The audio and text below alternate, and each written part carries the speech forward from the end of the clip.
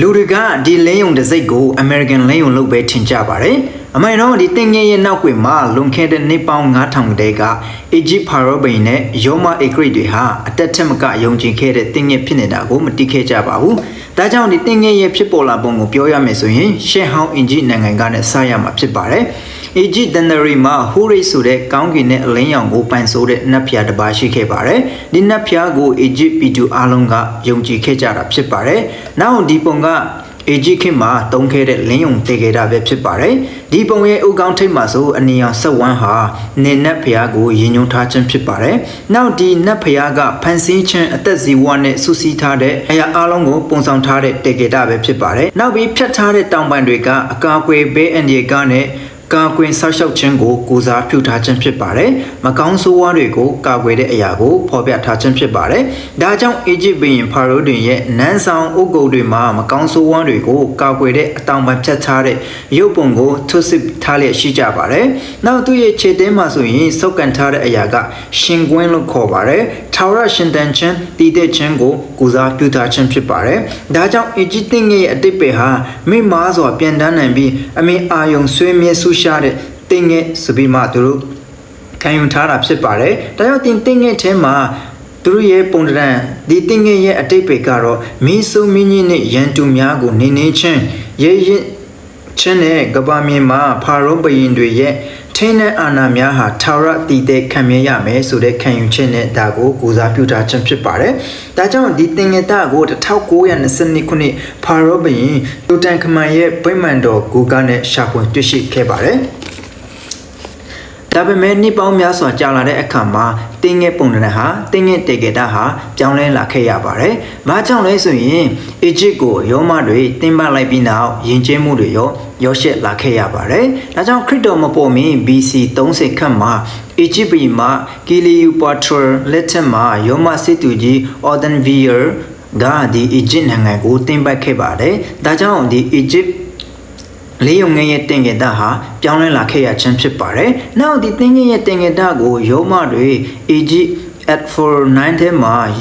နန်းတော်ထဲမှာရုပ်ထုတွေကြောက်စာတွေရှာဖွေတဲ့အခါမှာဒီတင်ငယ်တာကိုတွေ့ရှိခဲ့ပါတယ်။ကြောင့်တင်ငယ်တာရဲ့ထူးဆန်းတဲ့အရာများကိုသူတို့ကတော့လက်လာကြည့်တဲ့အခါမှာပုံမူပြီးနှက်ရှိုင်းတဲ့အတိတ်ပဲရှိနေတာကိုတွေ့ရတာဖြစ်ပါတယ်။တွေ့ခဲ့ရပါတယ်။ဒါကြောင့်သူတို့ကဆက်လက်ပြီးမှထူးစီပြီးမှဒီလိန်ယုံတစ်စိတ်ကိုသုံးဆွဲလာခဲ့ပါတယ်။နောက်ရုံမတွေကသူ့ရဲ့အမြင့်မြတ်ဆုံးဂျူပီတာနတ်ဖျားကိုတော်မှဒီလိန်ယုံငယ်နဲ့တစ်ထပ်တီးကိုစားပြုပြီးမှလိန်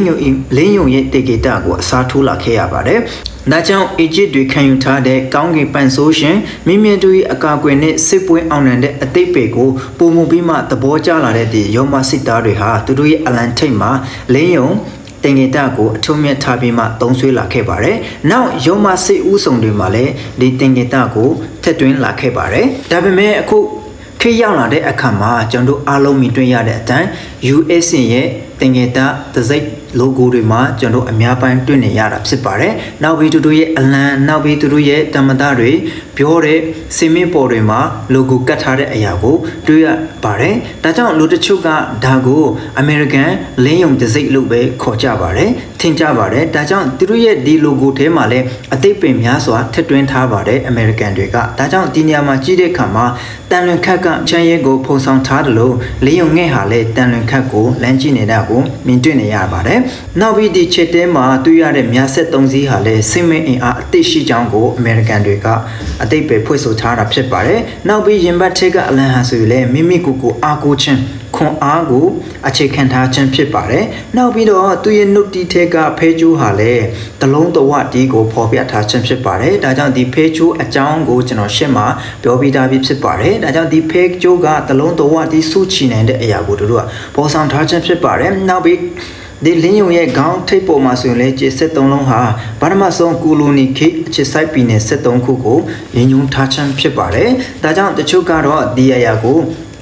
American တွေကဒီ Egypt လေးယုံငယ်ကိုအတုခိုးထားခြင်းဖြစ်တယ်ဆိုပြီးမှပြောဆိုထားတာဖြစ်ပါတယ်ဒါပေမဲ့တချို့ကမယုံကြည်ကြပါဘူးဒါကြောင့်ဆက်လက်ပြီးပြောရမယ်ဆိုရင် American ဒေါ်လာငွေစက်ကိုရင်နောက်ကျောဖက်မှာဒီ Egypt pyramid ပုံနဲ့မျက်လုံးတွေကိုထည့်သွင်းထားတာကိုကျွန်တော်တွေ့ရပါတယ်ဒါကြောင့် American နိုင်ငံတစိမ့်လင်းယုံငယ်ဟာရှစ်ဟောင်း Egypt Pharaoh ဘုရင်တုံးခဲတဲ့လင်းယုံတင်ကေတာကိုသူတို့ပြန်လည်ပြီးမှအသုံးပြုတာချင်းဖြစ်တယ်ဆိုတဲ့အရာကိုကျွန်တော်တွေ့ရှိရတာဖြစ်ပါတယ်ဒါကြောင့် American နိုင်ငံကိုတင်ထောင်ခဲ့တဲ့ founder logo ဆွဲခဲ့တဲ့ Charlie Townsend, William Barton, Pierre Eugene Tutu ကလည်းဒီရှစ်ဟောင်းGreen နဲ့ Egypt ရောမတို့ပြည်သူကယဉ်ကျေးမှုများကိုပုံမူပြီးမှလက်လာခဲ့တယ်ဆိုတဲ့အရာကိုကျွန်တော်ဒီအကြောင်းကိုကြည့်ပြီးတဲ့အခါမှာဒီအကြောင်းအရာအဖြစ်နားလည်ရတာဖြစ်ပါတယ်။ဒါကြောင့်ဒီ American logo ကအမှန်တကယ်တော့သူတို့ရဲ့လေးယုံမဟုတ်ပါဘူး။ Egypt တွေရဲ့လေးယုံဖြစ်တယ်ဆိုတဲ့အရာကိုဒီနေ့ဝယ်မြလို့တာဖြစ်ပါတယ်။ Egypt တွေရဲ့တင်ငယ်ဖြစ်တယ်ဆိုတဲ့အရာကိုနားလည်ရပါတယ်